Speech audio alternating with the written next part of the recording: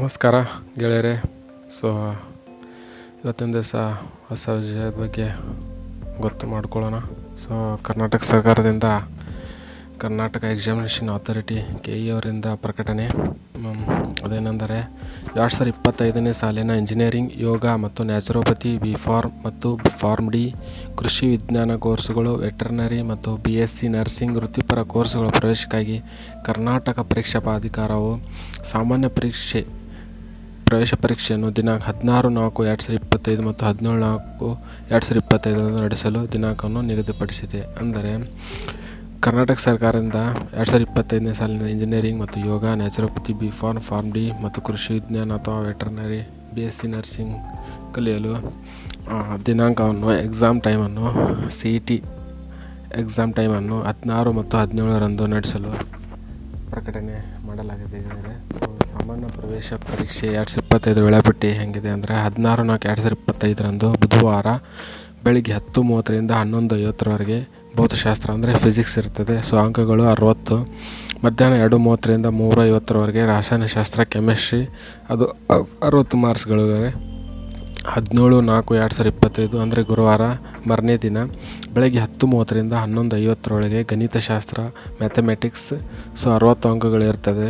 ಅದು ಮಧ್ಯಾಹ್ನ 2:30ರಿಂದ ಮಧ್ಯಾಹ್ನ 3:50ರವರೆಗೆ ಜೀವಶಾಸ್ತ್ರ ಅಂದರೆ ಬಯಾಲಜಿ, ಅದು 60 ಅಂಕಗಳು ಇರುತ್ತದೆ. ಸೊ ಈಗ ಹೊರನಾಡು ಮತ್ತು ಗಡಿನಾಡು ಕನ್ನಡಿಗ ಅಭ್ಯರ್ಥಿಗಳಿಗೆ ಕನ್ನಡ ಭಾಷಾ ಪರೀಕ್ಷೆ, ಅದು ಎಕ್ಸಾಮ್ ನಡೆಯುವ ಸ್ಥಳ ಎಲ್ಲಿ ಅಂದರೆ ಬೆಂಗಳೂರು, ವಿಜಯಪುರ ಮತ್ತು ಮಂಗಳೂರು ಜಿಲ್ಲಾ ಕೇಂದ್ರಗಳಲ್ಲಿ ಮಾತ್ರ. ಎಕ್ಸಾಮ್ ಡೇಟ್ ನೋಡೋದಾದರೆ 18/4/2025ರಂದು ಶುಕ್ರವಾರ ಬೆಳಗ್ಗೆ 10:30ರಿಂದ 11:30ರವರೆಗೆ. ಸೊ ವಿಷಯಗಳೆಂದರೆ 4ನೇ ತರಗತಿಯ ಮಟ್ಟದ ವಿಷಯಗಳು ಇರ್ತದೆ. ಸೊ ಅಂಕಗಳು 50.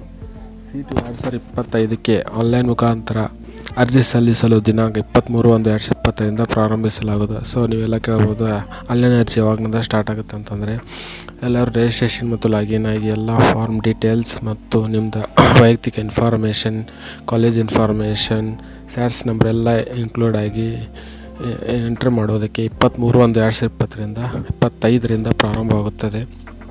ಅಭ್ಯರ್ಥಿಗಳಿಗೆ ಲಾಗಿನ್ ಸಂದರ್ಭದಲ್ಲಿ ನಮೂದಿಸುವ ಮೊಬೈಲ್ ಸಂಖ್ಯೆಗೆ OTP ಕಳಿಸಿ ಪ್ರಮಾಣೀಕರಿಸಿದ ನಂತರ ಅರ್ಜಿ ಭರ್ತಿ ಮಾಡಲು ಅವಕಾಶ ನೀಡಲಾಗುತ್ತದೆ. ಅಂದರೆ ನೀವು ಲಾಗಿನ್ ಟೈಮಲ್ಲಿ ಯಾವ ಮೊಬೈಲ್ ಕೊಟ್ಟಿರ್ತೀರಲ್ಲ ಆ ನಂಬರಿಗೆ ಒಂದು OTP ಹೋಗಿರ್ತದೆ ಗೆಳೆಯರೆ. ಸೊ ಅದರಿಂದ ನೀವು ಲಾಗಿನ್ ಆಗ್ಬೋದು. ಆದ್ದರಿಂದ ಅಭ್ಯರ್ಥಿಗಳು ಅವರದ್ದೇ ಮೊಬೈಲ್ ಸಂಖ್ಯೆ ಮಾತ್ರ ನೀಡಬೇಕು. ಒಂದು ಮೊಬೈಲ್ ಸಂಖ್ಯೆಯನ್ನು ಒಬ್ಬ ಅಭ್ಯರ್ಥಿ ಮಾತ್ರ ಉಪಯೋಗಿಸ್ಬೋದು. ಅದಕ್ಕಾಗಿ ಏನಂದರೆ ನೀವು ಯೂಸ್ ಮಾಡುವಂಥ ಮೊಬೈಲ್ ನಂಬರನ್ನೇ ಕೊಡಬೇಕು. ಸೊ ಒಬ್ಬ ವಿದ್ಯಾರ್ಥಿಗೆ ಒಂದು ಮೊಬೈಲ್ ನಂಬರ್ ಅನ್ವಯ ಆಗುತ್ತದೆ. ಮೊಬೈಲ್ ಸಂಖ್ಯೆ ಬದಲಾವಣೆ ಯಾವುದೇ ಹಂತನೇ ಪ್ರಯೋಗವಿಲ್ಲ. ಸೊ ನೀವು ರಿಜಿಸ್ಟ್ರೇಷನ್ ಮಾಡುವಾಗಲೇ ಯೋಚನೆ ಮಾಡಿ ಯಾವ ಮೊಬೈಲ್ ಕೊಟ್ಟಿರ್ತಾರಲ್ಲ ಅದೇ ಮೊಬೈಲ್ ಕಂಟಿನ್ಯೂ ಆಗಿ ಇರಬೇಕಾಗತ್ತೆ ಗೆಳೆಯರೆ. ಸೊ ಬದಲಾವಣೆಗೆ ಅವಕಾಶ ಇರುವುದಿಲ್ಲ ಅಂತ ಕೊಟ್ಟಿದ್ದಾರೆ. ಆನ್ಲೈನ್ ಅರ್ಜಿಯಲ್ಲಿ ಅಭ್ಯರ್ಥಿಯು ನಮೂದಿಸುವ ಜಾತಿ ಆದಾಯ ಪ್ರಮಾಣ ಪತ್ರ ಮತ್ತು 371J RD ಸಂಖ್ಯೆಯ ಆಧಾರದ ಮೇಲೆ ಅಭ್ಯರ್ಥಿಗೆ ಮೀಸಲಾತಿ ವಿವರಗಳನ್ನು ಪಡೆಯಲಾಗುವುದು. ಅಂದರೆ ಆನ್ಲೈನ್ ಅರ್ಜಿ ನೀವು ಹಾಕುವಾಗ ಜಾತಿ ಮತ್ತು ಜಾತಿ ಆದಾಯ ಇದ್ದೇ ಇರುತ್ತೆ, ನಿಮ್ಮದು ಇನ್ಕಮ್ ಸರ್ಟಿಫಿಕೇಟ್. ಸೊ ಅದರ ಪ್ರಕಾರ ಏನು ಮಾಡ್ತಾರೆ, ಮೀಸಲಾತಿಯನ್ನು ನಿಮ್ಗೆ ಅವರು ಕೊಡ್ತಾರೆ. ಸೊ 371J RD ಅಂತಂದರೆ ಇದು ಹೈದರಾಬಾದ್ ಕರ್ನಾಟಕದಲ್ಲಿ ಅನ್ವಯ ಆಗುತ್ತದೆ. ಅದೇ ರೀತಿ ಸ್ಯಾಟ್ಸ್ ಸ್ಟೂಡೆಂಟ್ ಅಚೀವ್ಮೆಂಟ್ ಟ್ರ್ಯಾಕಿಂಗ್ ಸಿಸ್ಟಮ್ ಸಂಖ್ಯೆಯ ಆಧಾರದ ಮೇಲೆ ಅಭ್ಯರ್ಥಿ ವ್ಯಾಸಂಗದ ವಿವರವನ್ನು ವೆಬ್ ಸರ್ವಿಸ್ ಮೂಲಕ ಪಡೆಯಲಾಗುವುದು. ನಿಮ್ಮ ಸ್ಯಾಟ್ಸ್ ID ಅಂತ ಇದ್ದೇ ಇರುತ್ತೆ ಎಲ್ಲರದು. ಸೊ ಅದರ ಪ್ರಕಾರ ನಿಮ್ಗೆ ಏನಾಗುತ್ತೆ, ವ್ಯಾಸಂಗದ ವಿವರಗಳನ್ನು 1ರಿಂದ 12ನೇ ತಾರೀಕು ಮಟ್ಟ ಇದು ಆಟೋಮೆಟಿಕ್ಕಾಗಿ ತೊಗೊಳುತ್ತೆ ಗೆಳೆಯರೆ. ನಂತರ ಅಭ್ಯರ್ಥಿಗಳಿಗೆ ಕ್ಲೈಮ್ ಸರ್ಟಿಫಿಕೇಟ್ ಡೌನ್ಲೋಡ್ ಮಾಡಿಕೊಳ್ಳಲು ಅವಕಾಶ ನೀಡಲಾಗುವುದು. ಅಂದರೆ ಕ್ಲೈಮ್ ಸರ್ಟಿಫಿಕೇಟ್ನಲ್ಲಿ ಸಕ್ಸಸ್ಫುಲಿ ವೆರಿಫೈಡ್ ಎಂಬುದು ನಮೂದಿಸಿದರೆ ಅಂಥ ಅಭ್ಯರ್ಥಿಗಳು ದಾಖಲೆ ಪರಿಶೀಲನೆಗೆ ಯಾವುದೇ ಕಚೇರಿಗೆ, ಕಾಲೇಜಿಗೆ ಹೋಗುವ ಅವಶ್ಯಕತೆ ಇರುವುದಿಲ್ಲ. ಅಂದರೆ ಎಲ್ಲ ಡೀಟೇಲ್ಸ್ ನಿಮ್ಮ ಡಾಕ್ಯುಮೆಂಟ್ಸ್ ಎಲ್ಲ ಕರೆಕ್ಟಾಗಿತ್ತಂತಂದರೆ, ಸಕ್ಸಸ್ಫುಲಿ ವೆರಿಫೈ ಆಗಿತ್ತಂತಂದರೆ ಗೆಳೆಯರೆ ನೀವು ಯಾವುದೇ ಕಚೇರಿಗೆ ಅಥವಾ ಬೆಂಗಳೂರಿಗೆ ಹೋಗುವ ಅವಕಾಶ ಇರುವುದಿಲ್ಲ. ನಂತರ ದಿನಗಳಲ್ಲಿ CET ಫಲಿತಾಂಶದ ನಂತರ ವೆರಿಫಿಕೇಷನ್ ಸ್ಲಿಪ್ಪನ್ನು ಡೌನ್ಲೋಡ್ ಮಾಡಿಕೊಳ್ಳಬಹುದು.